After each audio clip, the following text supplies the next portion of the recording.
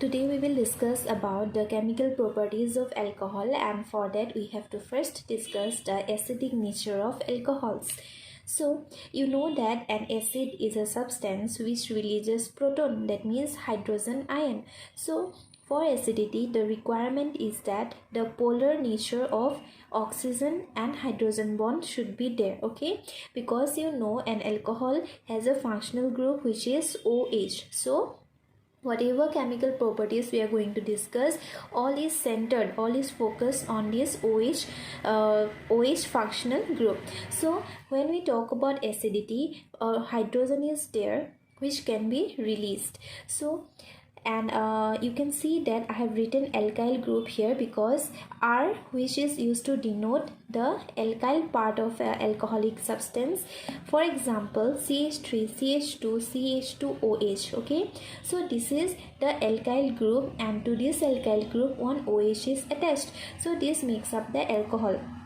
Now when we talk about the increasing or decreasing trend of the acidity of alcohols, we have to note that 1 degree alcohols are more acidic in nature as compared to 2 degree, and the last comes the 3 degree, because you see an alkyl group always pushes the electrons towards the chain, along the chain. So ultimately what will happen, the electron density around the oxygen will be more, and when there is more electron density around the oxygen, then this polarity of the bond between oxygen and hydrogen is decreased, because you know that oxygen and hydrogen, out of these two, oxygen is more electronegative as compared to the hydrogen, right? So there exists a polarity because oxygen will draw the electron towards itself more. But if there are already excess of electrons around oxygen, the electron density is more around oxygen, then it is not possible for the oxygen to withdraw that extra electron towards itself. Clear? So whenever the alkyl chain is increasing, the electron density around the oxygen atoms will also increase, and hence the polarity is not properly observed in that case, and hence the acidic character also decreases, because now the bond between oxygen and hydrogen cannot be broken easily. Only if it breaks, if it releases the H positive, then only acidity is possible. Clear? So if we compare now 1 degree, 2 degree and 3 degree, what happens? There are more alkyl chains in case of 3 degree, you know, because you see in 1 degree, this is the case of 1 degree, okay? So but if we talk about second degree, what will happen? 2 alkyl chains will be there. Clear? And for 3 degree, 3 alkyl chains will be there around the carbon, okay, around the carbon where the OH is attached. Clear? So more number of alkyl chains means what? More electrons are pushed towards oxygen, and hence the electron density around the oxygen atom increases. So it is not possible for the oxygen to withdraw that electrons towards itself more. So ultimately it will not, the bond will not be broken and hydrogen will not be released, hence acidity is decreased. I hope this is clear. Next, if we talk about the reaction with metals, if any alcohol is allowed to react with metal, what will happen? If we dissolve a metal, for example sodium, then there will be a reaction where we will get alkoxide, okay? Since we have taken the sodium metal, we will get sodium alkoxide. Now let us go through the reaction.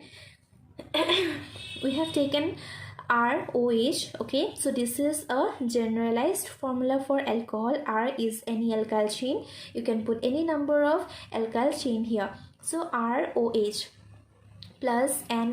See, one thing I want to tell here, we always generalized a reaction because you know that the center where the reaction is occurring, or the site of reaction, is OH.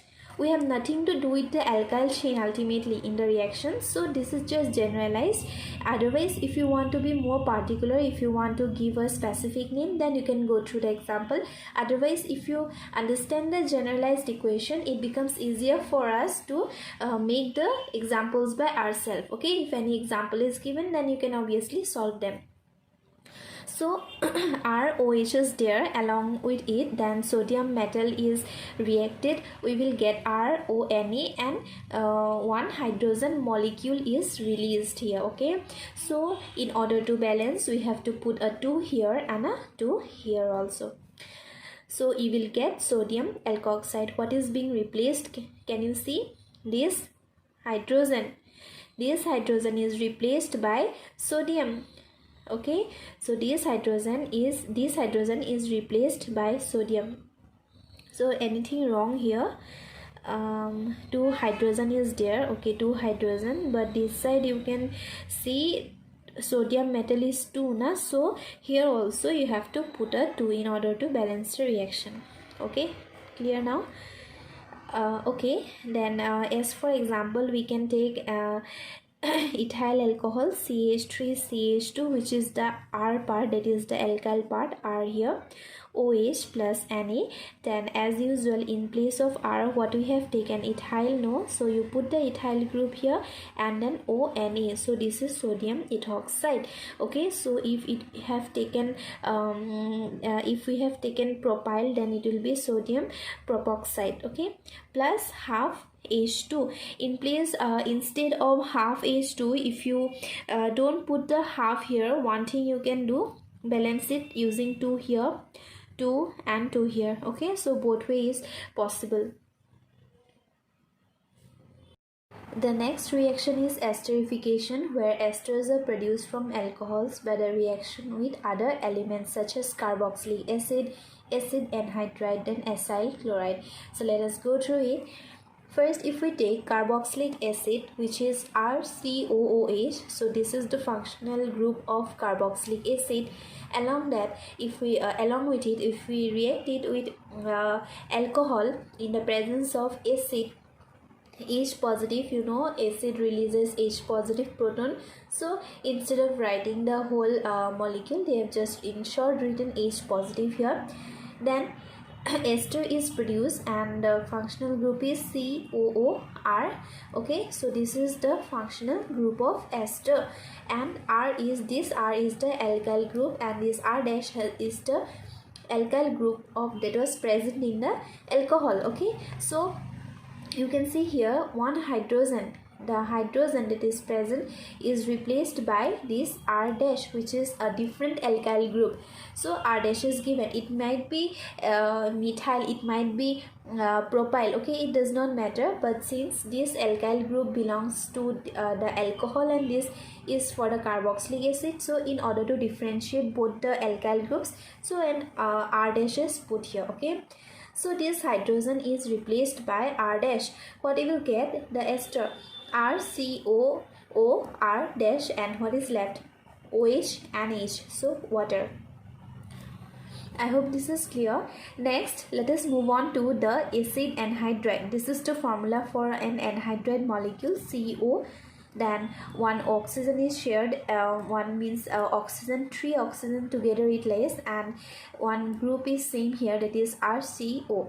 Okay, so this is the acid anhydride molecule, and if we react it with alcohol in presence of pyridine, you will get RCOOR, which is again the ester, and you will get an carboxylic acid. So if you see here, if you observe, you can see that this actually is the preparation of esters from alcohols. Okay, so you can note that also. Next is the acyl chloride, COCl. R is the alkyl group. Again we will react it with alcohol in presence of pyridine. Sorry, here it will be acid. Okay, here it will be pyridine. In presence of pyridine, you will get RCOOR dash, which is ester and hydrochloric acid. So basically you can see here that the bond which was present in between oxygen and hydrogen, so this bond is broken here. So this is a type of reactions where the OH bond is broken. So by observing the reactions you can note that. Okay, next, reaction with hydrogen halides. So this is the alcohol in which we will react with this is hydrogen halide. X stands for the halide or halogen, you can say. So hydrochloric acid, let us take that. You can take hydrogen bromide, hydrogen iodide. Okay, so alcohol plus hydrogen halide or hydrochloric acid, in short you can say, are X. So this OH is, this total OH is replaced by X. Okay, so it will become RX, and what is there? Water is left. Okay, so if you observe here, you can see that the alkyl chain, okay, and the OH, so the bond between that is broken here. In before, the oxygen and hydrogen bond is broken, now the bond is broken here. This is alkyl halide. For example, if we take ethyl alcohol plus hydrochloric acid in presence of anhydrous zinc chloride, you will get what? This is ethyl chloride plus water. Okay, I hope this is clear. This is just an example of the generalized equation. Next, the reaction is with phosphorus halides. So for that we have taken phosphorus pentachloride, phosphorus trichloride, and we have taken a sulfur compound. Okay, this is not phosphorus halide, but it is thionyl chloride. So alcohol plus phosphorus pentachloride will give one molecule of RCl, okay, alkyl halide, plus phosphoryl chloride, which is POCl3 plus HCl. Next, again we will treat that with phosphorus trichloride. This is another reaction. Okay, so this is whenever we treat with pentachloride, we will get what? Alkyl halide and phosphoryl chloride. But if we treat it with phosphorus trichloride, we will get the same major compound, that is your alkyl halide, okay, plus phosphoric acid. So the byproduct is different here. But if we take thionyl chloride, SOCl2, we will get again the major compound as alkyl halide plus sulfur dioxide plus hydrochloric acid. Clear? So since these two are gases, so the arrow designates that the gas molecules escapes from the mixture. So that is why an arrow is used in the upward direction. But for precipitate, you know, we have to use the downward facing arrow. Okay. So this much only for today. I hope this is clear to you all.